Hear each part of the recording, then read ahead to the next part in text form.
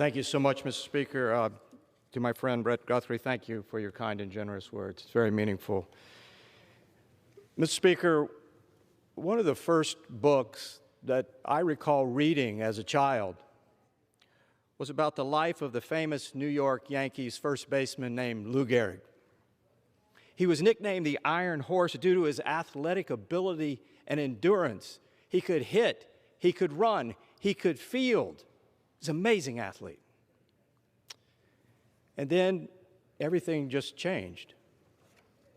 Amyotrophic lateral sclerosis stole that man's abilities, causing him to lose control of basic functions. This merciless, cruel, aggressive neurodegenerative condition, it mocked Lou Gehrig's famous durability. And the disease became known as Lou Gehrig's disease, and today we call it ALS. But, Mr. Speaker, there was no cure then, and there's no cure now. Before he died in 1941 at a ceremony at home plate in Yankee Stadium, Lou Gehrig had this to say, though. He said, "For the past 2 weeks, you've been reading about a bad break, yet today I consider myself the luckiest man on the face of the earth." That story, Mr. Speaker, Lou Gehrig's story, stayed with me as a child. I don't know why, but it did, and I remember it so well.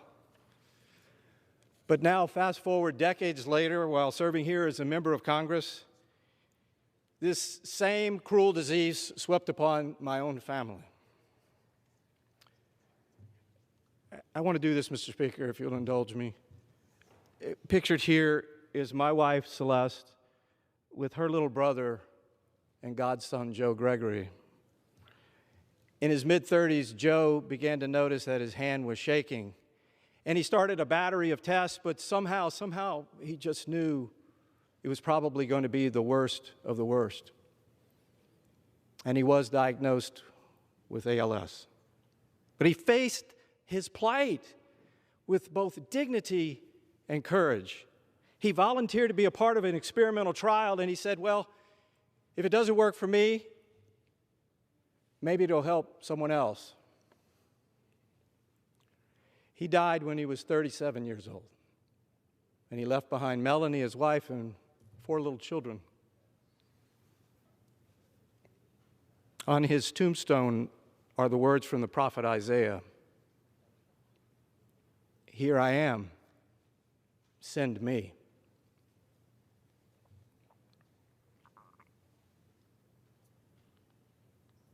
Mr. Speaker,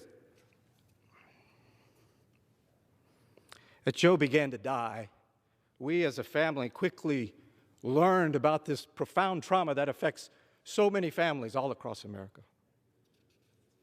It happens over and over, out of view. Most of us never see it. And I soon became acquainted with this amazingly strong and determined ALS community. It was so uplifting to me to meet people filled with so much hope. You've heard that word over and over again today, and it's appropriate. So many people filled with so much hope amidst their own suffering, but who were rightfully seeking a different approach and a better way. And out of this experience was born the Act for ALS. Mr. Speaker, for over 50 years now, in over 50 clinical trials, ALS patients have submitted themselves to tests and trials, therapies and placebos in accordance with the rules of the current healthcare policy framework. But progress has been uneven, even debatable, with serious impediments to promising new treatments. And many have sacrificed their lives to science as they weakened and died. But today, here we are, Mr. Speaker, with over 330 co-sponsors from both sides of the aisle, and we're standing for a new way. The Act for ALS represents a monumental shift in the way in which we approach ALS and other neurodegenerative diseases. At the core of this bill, it does 2 things. It transforms the paradigm of disease research and regulation, and it creates a new pathway for promising treatments. It drives the hope With this groundbreaking law, we can break through faster for those who have suffered so much. And I want to publicly say thank you to Representative Quigley for his tireless leadership in driving this hope. And to my very close friends, Representatives Anna Eshoo and Kathy McMorris Rogers, for their leadership in shepherding this bill as well. And it's truly bipartisan. It was not easy, but here we are on the precipice of doing something good for so many people. So, Mr. Speaker, maybe just a little bit like Lou Gehrig, I too am a lucky man, and for this reason.